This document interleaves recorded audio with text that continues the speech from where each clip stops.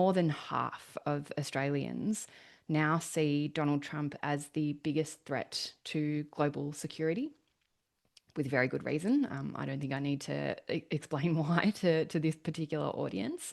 But about over half of Australians see Trump as the biggest threat to global security, compared to 17% who see Vladimir Putin as the greatest threat to global security, and only 16% who see Xi Jinping as the greatest threat to global security.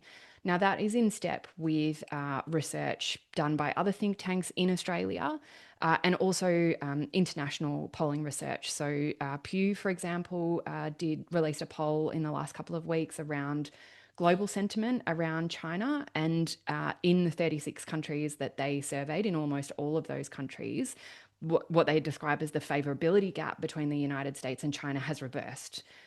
So there is significant change going underway in public sentiment around the United States and its role in the world, not just in Australia, but internationally, and especially across the historic allies of the United States. In that same polling research, we found that 59% of Australians, so I think a significant majority, now support a more independent foreign policy over a closer alliance with the United States. And, if you know anything, I guess, about the history of that relationship, of that alliance, which many of you do, you will know that that's a significant shift in public opinion, to have 59% of Australians more in favour of a more independent foreign policy. Yeah.